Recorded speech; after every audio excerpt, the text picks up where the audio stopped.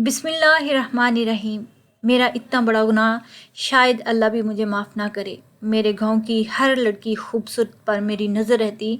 यूं ही एक दिन मेरी नज़र चौधरी की बेटी पर पड़ी तो मैं बहुत खुश हुआ, मगर वो लड़की बहुत नेक थी, घर से बाहर नहीं निकलती थी। मैंने रिश्ता भेजा तो इसके भाई ने इनकार कर दिया। मेरे पास वक्त बहुत कम था, यूं मैंने जल्दबाजी में ही आज मैं फिर कोठे पर जा रहा था। इस नई लड़की के बारे में मैंने अपने दोस्तों से बहुत कुछ सुन रखा था, इसलिए आज की रात मैं इसका मेहमान था। मैं लड़खड़ाता हुआ जैसे ही कमरे में दाखिल हुआ तो दंग रह गया, क्योंकि मेरे सामने मेरा शुमार उन मवालियों में होता है जो हर गली के कोने में खड़े गप्पे हाँकते हैं और हर आने वाली लड़की पर नज़र रखते हैं और उन पर जुमले कसते हैं। मैंने बीए के इम्तिहान पास कर लिए तो अब मेरी ज़िंदगी का मकसद आवारा गर्दी ही रह गया था। मैं अपने वालिदैन का इकलौता बेटा था, मुझ पर किसी किस्म की कोई पाबंदी नहीं थी, इसलिए मैं सुबह नाश्ता करके घर से निकल जाता और रात 10-11 बजे तक बाहर ही रहता और खाना भी बाहर से खाकर घर आता।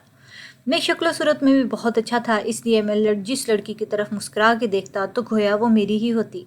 मेरे कान को हर वक्त फ़ोन लगा रहता, कभी किसी से बात कर ली तो कभी किसी से। इन सब चीज़ों ने मुझे बहुत लापरवाह बना दिया था। मुझे किसी चीज़ की फ़िक्र नहीं थी, जहाँ तक कि मैं अपना मुस्तकबिल भी दाव पर लगा बैठा था। आज शाम बारिश होने लगी तो मैं घर जल्दी वापस आ गया। घर का मंजर बड़ा अजीब सा था। अम्मा ने रो रो के खुद को हलकान कर रखा था, जबकि अब्बू मुसलसल इनकी दिलजोई करने में मसरूफ़ थे। अम्मी की यह हालत देख के मेरा दिल परेशान हो गया। मैं जल्दी से अम्मी के पास जा बैठा। हमने बोला, अम्मी क्या बात है? अम्मी बोली, मुजम्मल गांव से फ़ोन आया है, तेरी नानी की तबीयत बहुत ख़राब है। यूँ समझ ले कि वो आखिरी सांसें ले रही है। मेरा बेटा तू मेरे साथ चल। मैं एकदम से भटक गया और बोला, नहीं नहीं नहीं अम्मी, मैं तो नहीं गाँव जा सकता, आप अपने साथ अब्बू को ले जाएं। अब्बू बोले, मुजम्मल मेरे यहाँ बहुत सारे काम पड़े हुए हैं, तुम तो वैसे भी आवारा हो, सारी सारी रात फ़ोन पे बात करती हो, यही काम तुम वहाँ जाके कर लेना।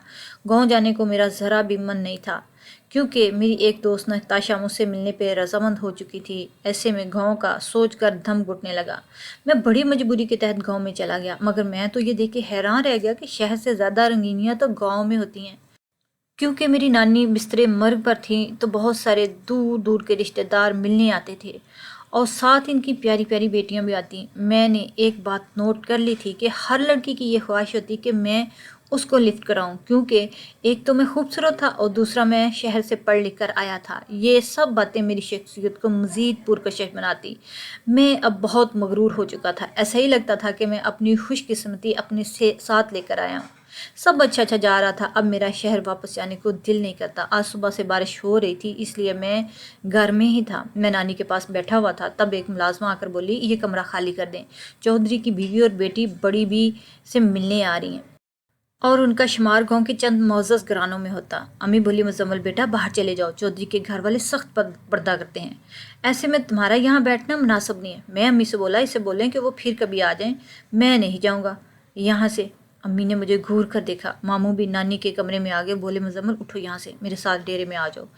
मैं सख्त बदमज़ा हो गया। मैंने दिल ही दिल में सोच लिया कि इस बात का तो बदला मैं लेकर ही रहूँगा। वक्ती तौर पर तो मैं मामू के साथ डेरे पर चला गया, मगर मुझे यही फिक्र थी कि कहीं चौधरी की बेटी वापस ही ना चली जाए। मैं तेज़ से चलता हुआ घर दाखिल हुआ, तभी मुझे मुलाजमा की आवाज़ सुनाई दी। वो बोली, साहब जी रास्ते से हट जाएं, चौधरी की बेटी आ रही है। मैंने फ़ौरन मुलाजमा की बात मानी और किचन में चला गया। मेरी नज़रें बाहर ही लगी हुई थी। वो लड़की जैसे ही बाहर लॉन की तरफ बढ़ी तो मैं भी जल्दी से उधर ही चला गया। उस लड़की ने हल्के गुलाबी रंग की फ्रॉक पहनी हुई थी। ऐसे लगता था जैसे कोई परी आसमान से उतरी हो।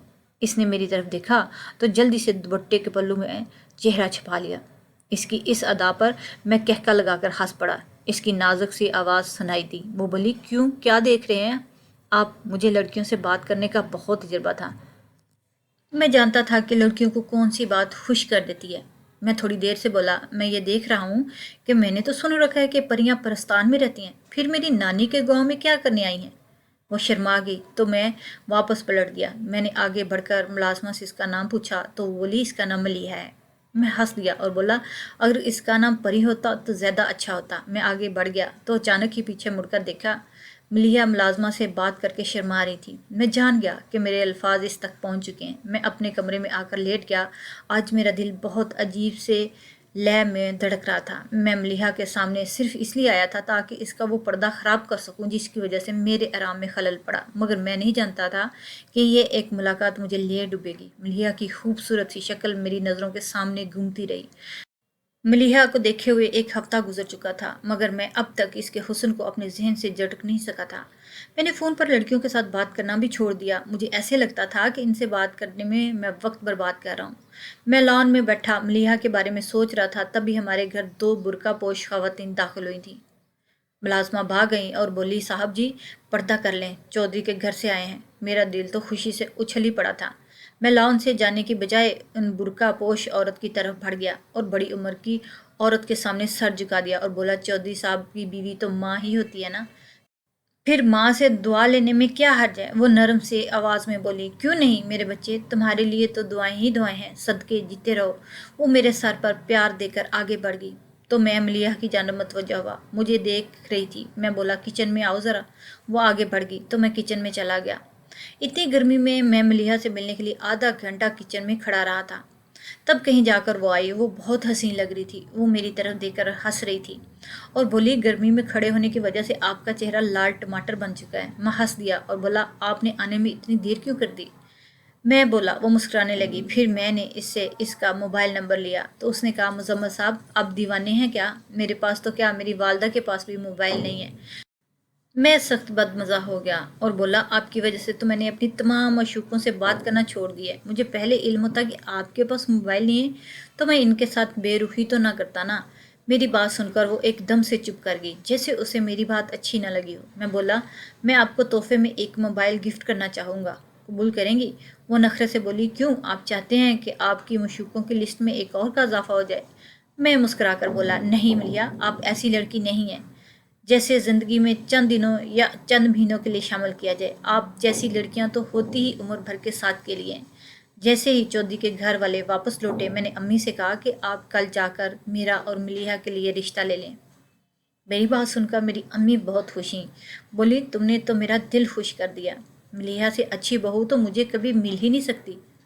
امی نے جلدی سے ابو کو فون کر کے گاؤں میں بلا لیا اور اگلے ہی دن چودھری کے گھر میں میرا رشتہ لینے پہنچ گئے۔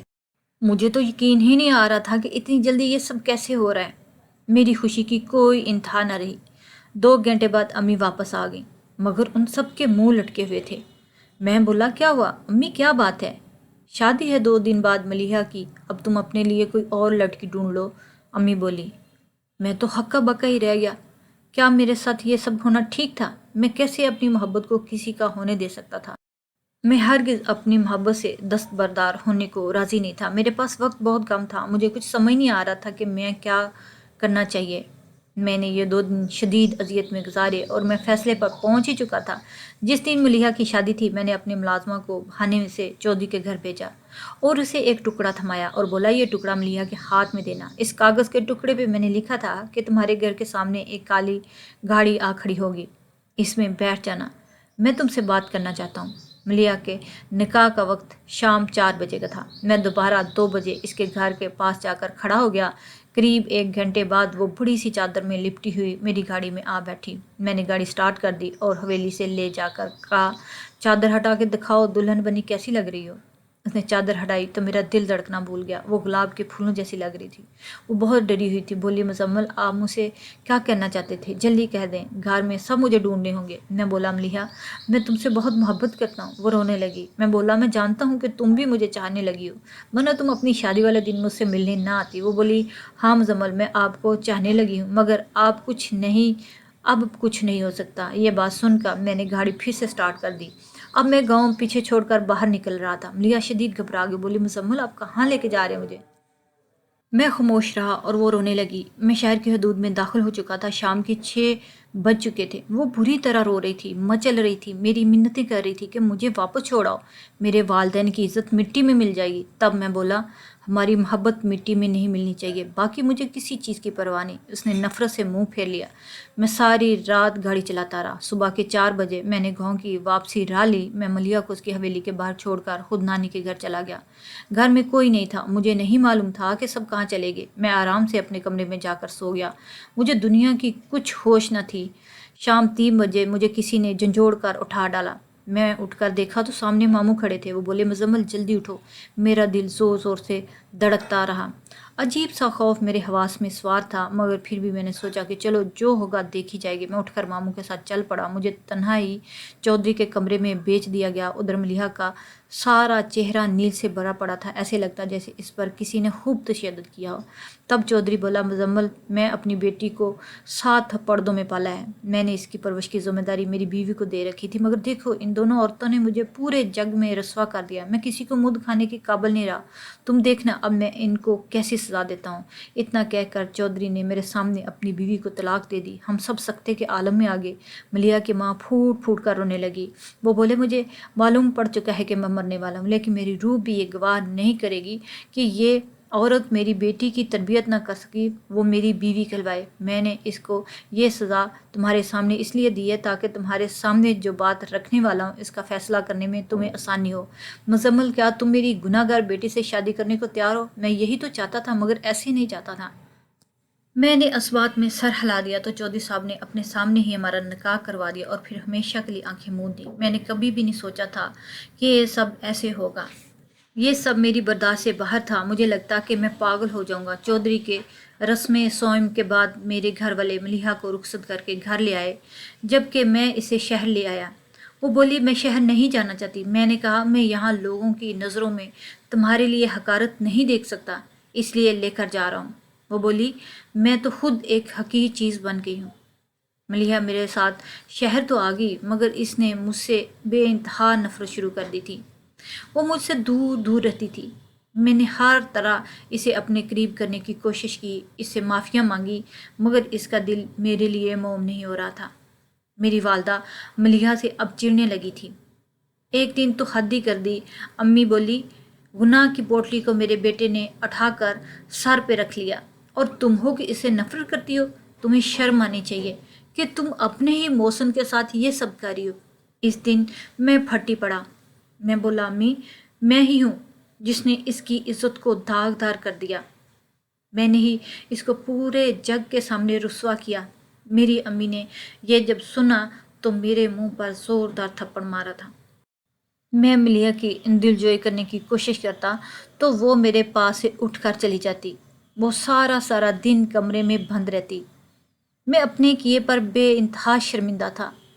میں نے اپنی محبت کو حاصل کرنے کے لیے بہت غلط راہ چنی تھی۔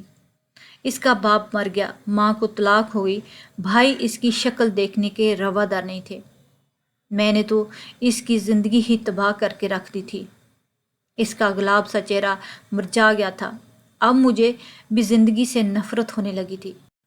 میں ہر وقت مایوس اور اداس رہتا تھا۔ ایک دن ملیحہ صبح سے اپنے کمرے میں بند تھی۔ رات ہونے کو آ گئی تھی، مگر ابھی تک وہ اپنے کمرے سے باہر نہ نکلی۔ ہم پریشان ہو گئے۔ میں نے بار بار دروازہ کھٹکھٹایا تو اس نے نہ کھولا۔ امی بھی گھبرا گئی اور بولی تم دروازہ توڑ دو۔ میں نے دروازہ توڑ دیا تو سامنے کا منظر دیکھ کے میرے ہوش اڑ گئے۔ کمرہ بالکل خالی تھا، ملیحہ نہیں تھی۔ اس نے ایک خط لکھ کر رکھا ہوا تھا کہ مزمل میں اپنی محبت کی خاطر تمہیں چھوڑ کر جا رہی ہوں، مجھے ڈھونڈنے کی کوشش مت کرنا، میں چند دنوں میں تم سے خلا کے لیے رابطہ کروں گی۔ میں وہ خط پکڑ کر زمین پر بیٹھتا چلا گیا۔ میری حالت بہت خراب ہو چکی تھی، میں دیوانہ ہی تو ہو گیا تھا۔ میں نے کہاں ملیحہ کو نہیں ڈھونڈا، لیکن وہ مجھے نہیں ملی۔ میں بالکل پاگل ہی ہو گیا تھا، سارا دن روتا رہتا۔ میں نے اپنے اساسی جرم کو ختم کرنے کے لیے نشہ تک کرنا شروع کر دیا اور محبت کو بھلانے کے لیے غلط راہوں میں چل پڑا۔ میں اکثر راتیں اب کوٹھوں پہ گزارنے لگا تھا۔ وہاں ایک خوبصورت لڑکی آئی جس کے بارے میں میرے دوستوں نے مجھے بتایا، اس لیے آج میں اس رات اسی کا مہمان تھا۔ میں لڑکھڑاتا ہوا جیسے ہی کمرے میں داخل ہوا تو اس لڑکی کو دیکھ کر دنگ رہ گیا اور میرے سر پہ آسمان ٹوٹ پڑا، کیونکہ وہ کوئی اور نہیں تھی، میرے سامنے تو ملیحہ تھی۔ میں اس کو دیکھ کر خود پر قابو نہ رکھ پایا۔ ہم دونوں ایک دوسرے کو دیکھ کر رونے لگے تھے۔ میں نے اس کے پاؤں پلٹ کے معافیاں مانگی، اس سے التجا کی وہ بھی روتی جا رہی تھی۔ بولی، مزمل تم نے مجھے برباد کر کے رکھ دیا۔ تم سے بدلے لینے کے لیے میں نے بہت غلط قدم اٹھا لیا، محلے کے کاشف کے ساتھ دوستی کر لی اور اس نے مجھے دھوکہ دیا۔ اس نے مجھے شادی کے خواب دکھائے تھے۔ تمہاری وجہ سے میں اب تباہ ہو چکی ہوں، اس لیے ہر حال میں تم سے نفرت کرتی تھی اور بدلہ لینا چاہتی تھی۔ میں اس کے ساتھ گھر سے بھاگ گئی اور اس نے بھی مجھے بہت بڑا دھوکہ دیا۔ وہ مجھے کوٹھے پر بیچ گیا۔ دیکھو مزمل، آج میں کس حال میں ہوں۔ میرے والدین کی بددعاؤں نے مجھے خاک کر کے رکھ دیا ہے۔ میں رو رو کے اسے معافیاں مانگتا رہا۔ پھر میں اسے کوٹھے سے خرید کر واپس اپنے گھر لے آیا۔ ملیحہ ذہنی طور پر مفلوج ہو چکی تھی، بہت ڈسٹرب تھی۔ اس نے دوبارہ سے خودکشی کرنے کی کوشش کی۔ میں سمجھ گیا کہ اب اسے کسی نفسیاتی معالج کے لیے کسی ڈاکٹر کے پاس لے جانا پڑے گا، اور میں نے ایسا ہی کیا۔ ڈاکٹر کو اس کو دکھایا، ادھر میں نے اپنا بھی علاج شروع کروا دیا تاکہ میرے نشے کی لت ختم ہو جائے۔ ہم دونوں اب بہتر ہونے لگے ہیں۔ ہم مل کر دینی تعلیم حاصل کر رہے ہیں۔ ہم دونوں نے بہت دکھ دیکھ لیے، اب ہم اللہ کا راستہ اختیار کرنا چاہتے تھے۔ ہم دونوں میں دوریاں دور ہو رہی تھیں، مگر گزرتے وقت نے ہم دونوں پر بہت گہری چھاپ چھوڑی تھی۔ میں اکثر سوچتا ہوں کہ کاش میں نے جلد بازی سے کام نہ لیا ہوتا تو آج ہم دونوں یوں رسوا نہ ہوتے۔